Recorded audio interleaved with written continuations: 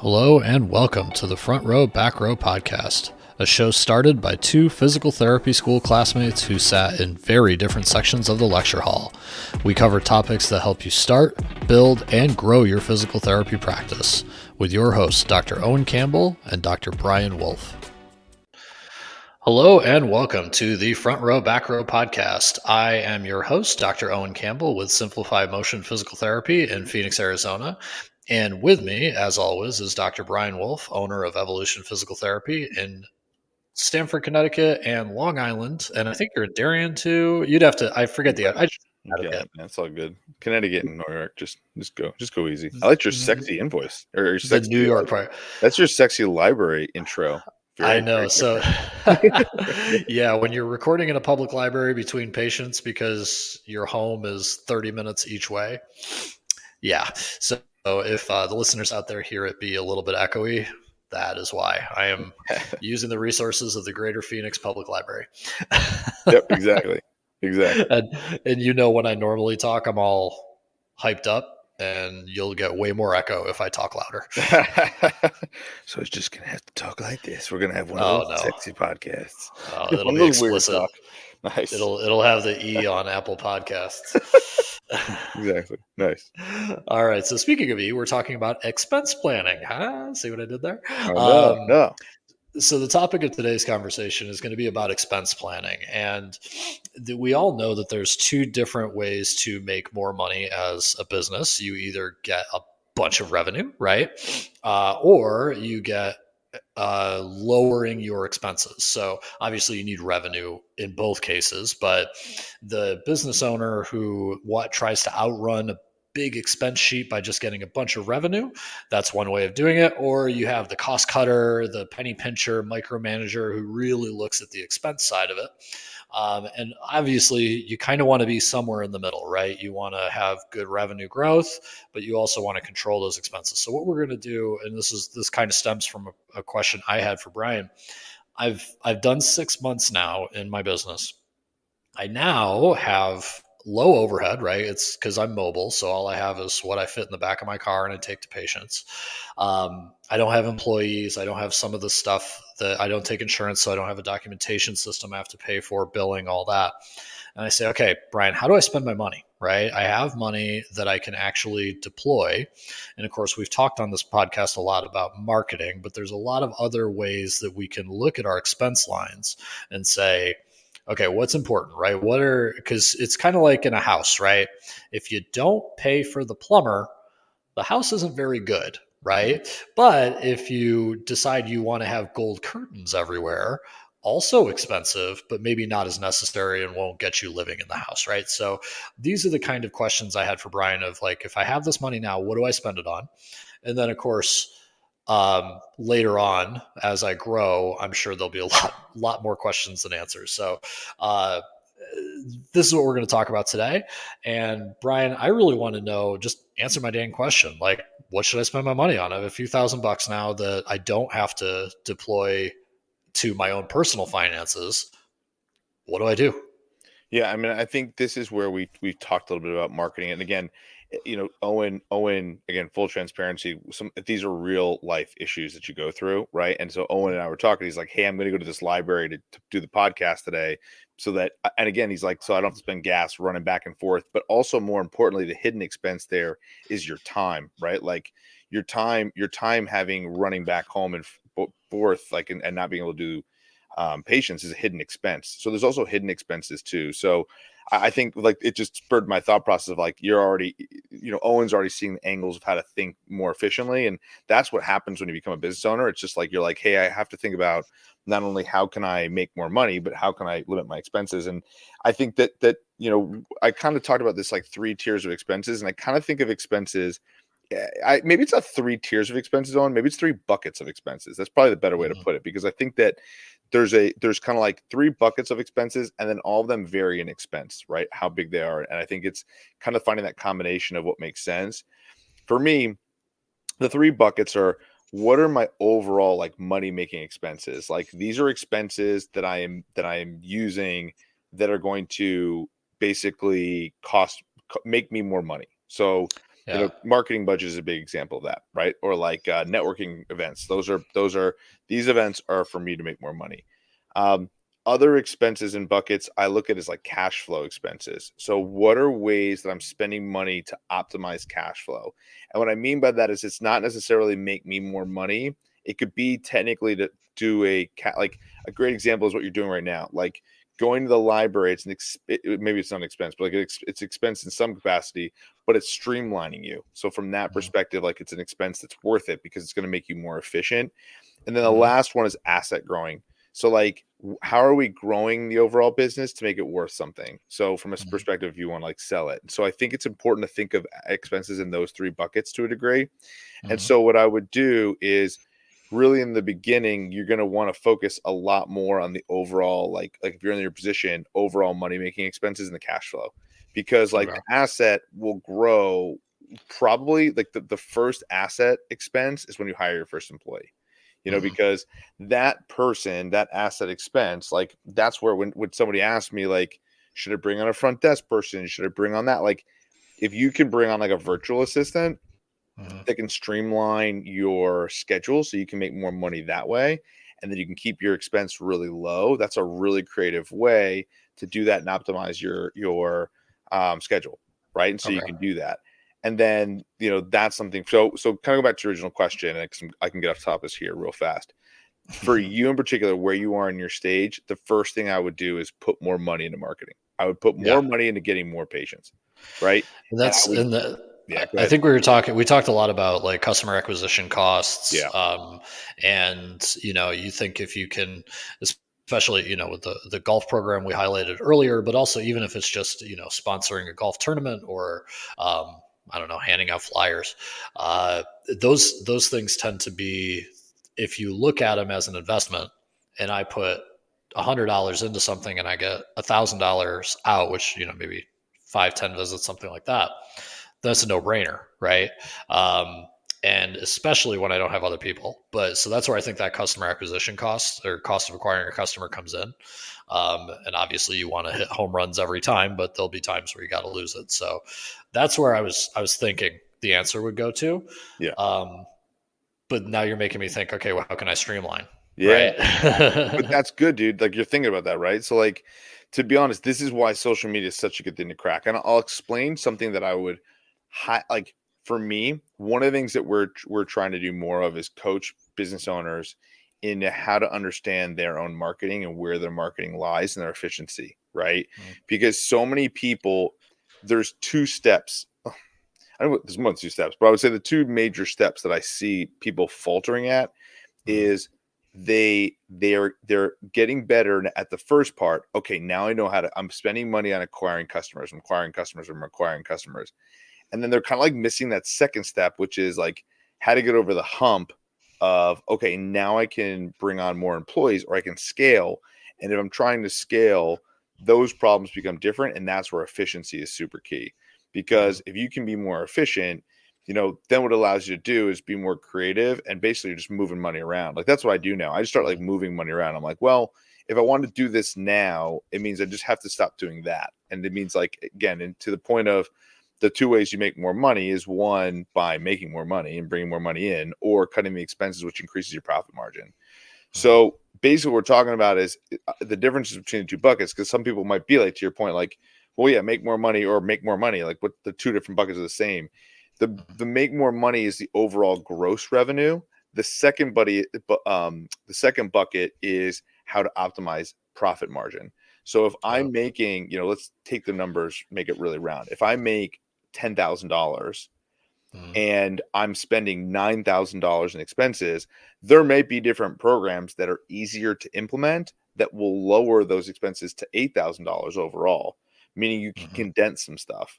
So, like, when I look at now, like our company, again, it's like our company's quite a bit larger now. And obviously we have like 15 employees, and that's just the one side in Connecticut, right? That's not even California, Colorado, or Long Island. That's just Connecticut. So if I look at Mhm. that, our three biggest buckets that we spend money on are our payroll, so our employees, Mhm. right, and payroll taxes. So that's something to think about. Our Yeah. marketing, right? So our Mhm. marketing, and I mean the third would probably be, as I'm kind of scrolling through. I mean, how about this? those two are far and away the most money we spend on expenses. The next one I'd have to look at, but it's So, probably like our EMR and billing, right? So again, like if you think about EMR and billing, streamlining, mhm, marketing, getting more patients in the door, and then payroll is kind of that asset, right? So there's like yeah, you have your biggest three in each bucket. Because if I think of the payroll, the more physical therapists we have that are making more money for our business, like right now as I'm sitting on my podcast, our clinics are open making money. So in mhm, theory, that is an asset that's operating without me. Like that makes the mhm. clinic much more valuable.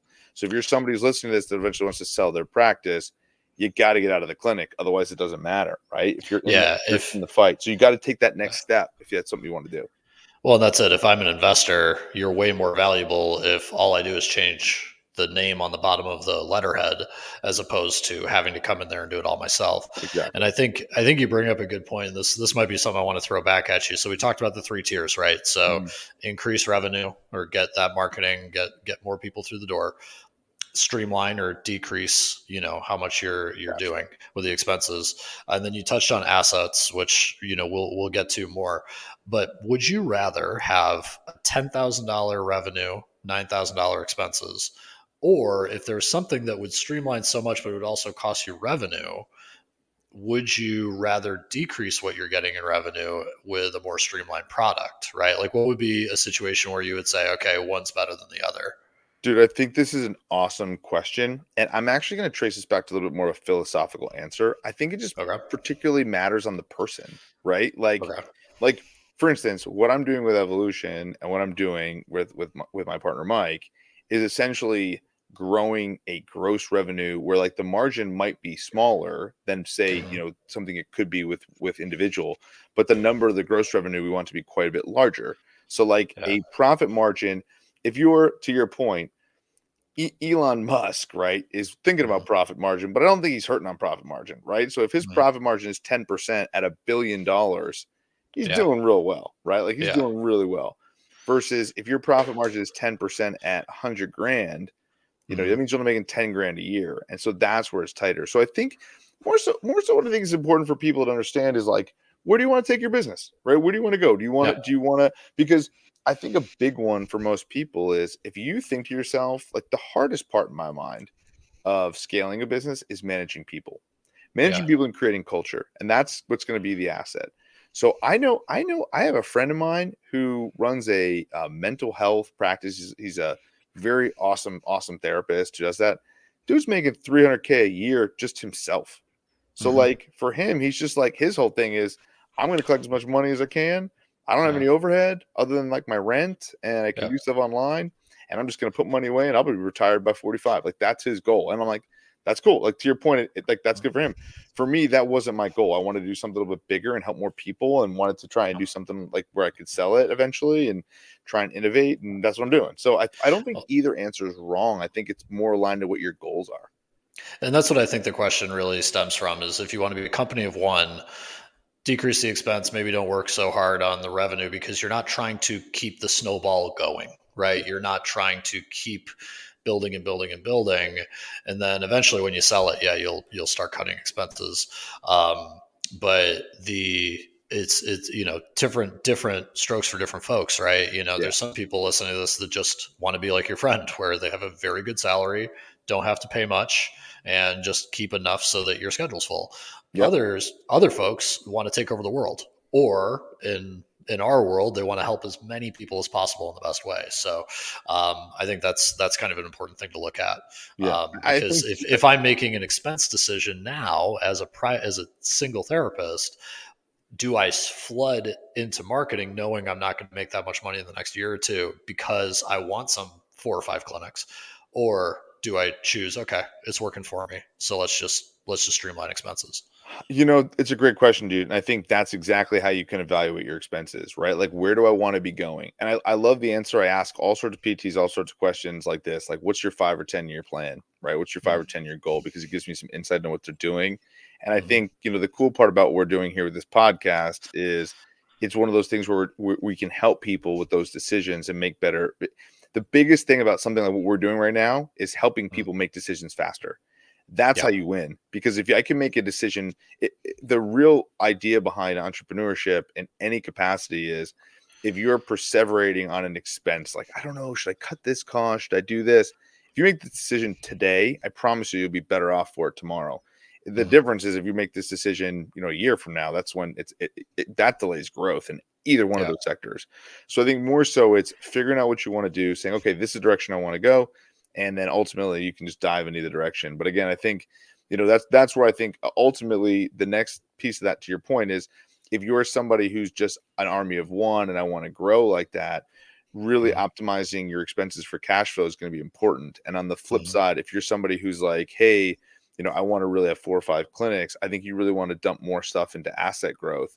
And Mhm. and again, like, that may take 3-4 years to really grow a lot. Yeah. But you'll see the different growth. And then what ends up happening that I have found is all of a sudden you just catch momentum one day and you're like, holy Yeah. crap. It's like Oh. there's a great Alex Hormozy line that I love. And he's like, if you're trying to do big shit, a lot of times you need to build a bigger foundation. So imagine like a big Mhm. skyscraper. You wouldn't Mhm. just build a little dinky foundation to build this big skyscraper, right? Mhm. You'd want to build a giant foundation. So digging that hole is going to take a lot longer.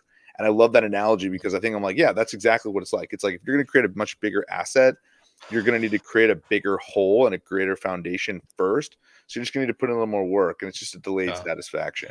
Well, and But either way, I love how this basically we were like, oh, we're going to do expense planning, yeah, and it comes into like a philosophical debate, but that not debate, but no, it's I know what you two mean. divergent ways of how you're doing it, and I mean that's kind of a big thing to think of as a business person. Yeah, Is every daily decision aligning with your long-term goal, yeah, right? And this is one of those ways of it doing. Marketing will do that obviously because I want to be XPT, YPT, whatever, but also how are you managing your funds? What are you look? What is your decision today going to do in a year?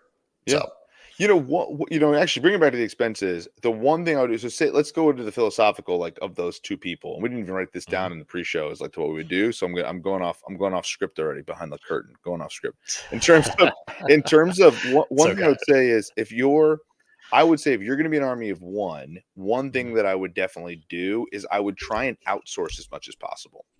So I would try and outsource a lot Okay. of stuff, right? So, because if you think about it, the thing about an army of one, if you've ever read the book by Tim Ferriss, The 4 Hour Work Week, one of the things Mhm. that he talks about is how to, effectively and efficiently outsource as many things as possible, because that will help with cash flow. Because to Mhm. hire employees, right, is going to cost you more money, because it's going to cost you money in payroll, but it's also going to cost you way more money and it's also going to cost you way more money in terms of, like, I don't know. I'm trying to think of a great example, but it's going to cost you way more money, like payroll taxes and things along those lines, Mhm. right? And Yep. time off and blah blah blah, right? Versus if you hire an employee, right, and you're creating more of an asset, like you hire another physical therapist, and you pay them X amount of dollars, and they can make you 2x on your revenue. Now you're creating that stuff too, and you're creating more of that aspect. So, for me, I think it's an aspect of both those things. I think that's the idea. Is I would really think about your expenses as to outsource versus Mhm. it. Now what I look at is, if we were to hire an employee, how would we do it? What would they do? And how would they make us more money in terms of, like, the company, and how would they help the company grow? Yeah. If the answer is X, Y, and Z, and they're effective, then we hire that person, right? If we think Yep. that, like, hey, they're going to affect, what's different with an employee is, like, we just had this happen where we were interviewing this guy, and, like, it made sense for us to bring him in for this one specific role that he Mhm. had credentials for. And I was like, this is awesome. Like, let's bring him in for this. But then very quickly after interviewing him, he's like, I don't really want to do that one part of that job. I'd rather just do just physical therapy and just this. And the reality Mhm. is, like, all right, like, that works, because while I was, like, excited to shove him into this role, he doesn't want to Mhm. do it. And the reality is, like, that's bad for the culture in general, and that's going to screw me down the road. Right. So Yeah. even that Yeah. expense immediately, I may have to wait and even lose some income on something just to make sure I get the Mhm. right peg. But you got to start thinking about that solution for an asset versus if, like, and again, that's the management of, we can't just people are not robots. I can't just force them to Uh, do something that I need them to do. Like, that's massively efficient. So in yeah. that sense, like, you're going to want to make sure that you're thinking about that kind of process. Well, and this is why I think some like solopreneurs really struggle with that first hump of like, I got to get the right employee, right? Yeah. And they're worried about hiring, and some of them may have had that experience as a manager. I know a few of the companies that I worked for in a clinic director or a regional capacity, they did it a lot differently, right? So sometimes the clinic manager did basically all of the hiring, and then other times it was done 2 or 3 levels above. Mhm. So people might not have that experience to do it. So I think the way you framed it, of looking at it as an asset, of like you would be buying or investing in real estate, buying a house is about like where you want to live and all that. But if you were putting an investment money down in the stock market, do I think this is something that will grow and help long term versus does it fix my problem now? Right. And it should do both. I mean, ideally it does both, but I think prioritizing that long term growth is important. For sure. I Um, mean, and and I think that it when you're talking allows about you. people expenses, right? Yeah, I mean, I think what it does is, I did that point, like, kind of being like, you can't force people to do certain things. If you hire somebody to do something specific for you, you can Mhm, force them to do stuff because they don't work for you. mhm. So, Yep. or I should say, like, you're their customer, right? So, like, Oh, because you're you're talking their about if you customer, outsource. yeah, exactly. So, like, Yeah. if I out, like, we outsource. Great example is, like, we hired an internal marketing person, and it wasn't as effective as outsourcing it. So we Mhm. outsourced that marketing group. Now Yeah. it probably cost us as much as a salary, but I Mhm. can, like, be like, hey, this sucks right now. Can you make this better? Like, I can Yeah. do that. Because employees, there's only so many times you can do that before they're, like, out the door. Yeah. And if you force somebody in another situation, like this was a situation I was just talking about, where if we put this employee in place, he would affect negatively some other people too. Like, it wouldn't just Yeah. be him. Like, there'd be some other people to accommodate him, would negatively affect some other people. So Yep. actually, ironically, we are actually going to have to hire two people to do that job, where it's going to cost us more money, but we're Mhm. ultimately going to have a better culture and outcome, which is going to help us long term in the asset growth. So when we Yeah. think about it, we're like, we're going to end up growing the overall asset much more efficiently and better, which is awesome. But on the flip side, it's going Mhm. to cost us more money up front. So, like, that's how you would have to play the expense game, is how that would work and move it around. Like, with one piece, it's profitable, so you have to constantly be looking at that process. Yep. But that's exactly how you look at, versus if it's a cash flow system. Honestly, in that scenario that I just painted, you would go get the credentials, which is an expense to get the credentials. So this is Yep. an ATPT situation. I'd go get Mhm. an EMT to do both, right? Yep. Like, I would do the Well, yeah. EMT, right? And so what I Yep. would do is the expense that I would do, and all of a sudden it made me cash flow better, because now I can take on and I can do two jobs. That's the issue with being an army of one. An army of one Yeah. is, you're going to sacrifice a lot of time, because you're going to Yep. you're going to truly trade time for money. So it makes sense to go for one to many type of processes, right? So, Yeah. like, doing something like that is what you got to do. And I recognized really quickly with kids and what I want to do long term. And honestly, I just want to do bigger shit. So I was like, let me see if I can help more people. And quite frankly, now we do thousands of visits versus I can do tens of visits by myself, right? So I Well, think that's the difference.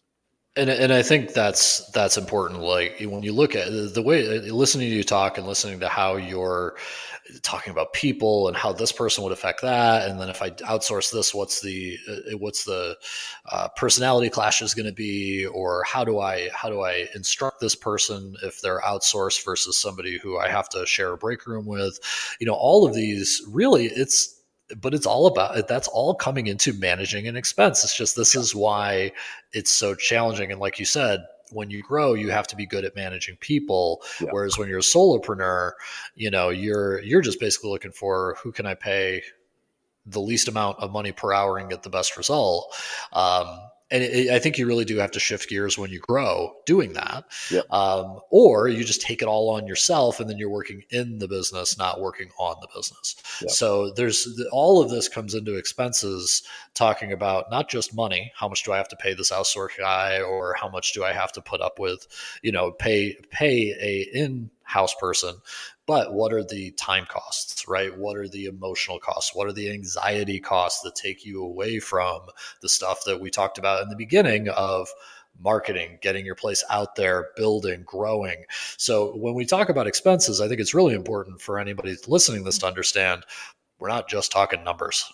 It Yeah. is very, very much a long thinking business owner, either solopreneur or growth mindset. Both of them should be thinking as expenses as multiple things, not just the money. Yeah, I agree.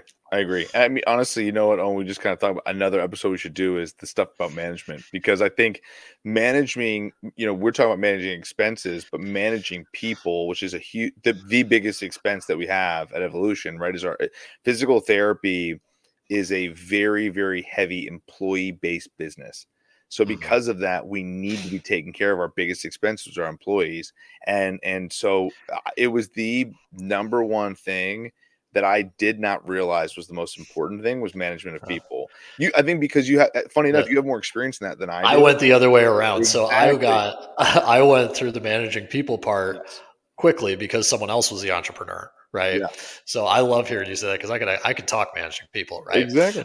So in the next episode, we will I solve know. I think it's management. great. It's great. And I mean, again, to your point, like that's something I kind of had to learn on the fly because like I did manage some people, but not at the level you Mhm. did, right? And that was Yeah. now as an entrepreneur with like 15 people. The number Mhm. one thing I had to do is learn how to manage people properly, and like I think there's some really good ways to do it, and it's built. But I did kind of look. I went through some pain. Yeah. I went through some pain with it. Call, I wish call, I had learned that a lot call. quicker, and then reading a lot of books and doing that. We'll go through the Yeah. process and like how it works better Yeah. and now it's easier. It's a lot easier because we've Yeah. now learned how to do it. But it is the hidden. There's a Call. how about that hidden cost? The hidden cost of turnover, right? Like Yeah. for being a Mhm. shitty manager and then turning people over, and like, oh my god, what a headache on that front. Yeah. So like, there's the other hidden cost, right? So it's like how Mhm. to learn that process. Yeah. Call me when you get to 40. Yeah, exactly, That's man. Exactly. But awesome. you know what? I can confidently sit here and tell you that I feel confident in scaling that now. I feel like I'm confident in scaling Oh, that 100%. from 15 to 40 to 100 to 1,000. I feel more The, confident in that because yeah. now I think that scales nicely because those are Yeah. people, and so it's Yeah. just and then also managing expectations of certain turnover, like how to do that and Well, pipelines. the principles of running a good clinic are almost identical to running a good region. Yeah. And in speaking closely with people who run the VP level and the national level, honestly, it's just different problems. Yep. It's the same. It's different size of the problems, but it's the same skills. You got to be For able sure. to talk to people. Anyway, we can go on and we will go on about We'll that do in it one next of our time. upcoming podcasts. Right. So thank you everybody for listening. Brian, have an excellent Thursday, my friend. You too, man. Good talking with All you. right. See you. I miss that 60 voice. See you.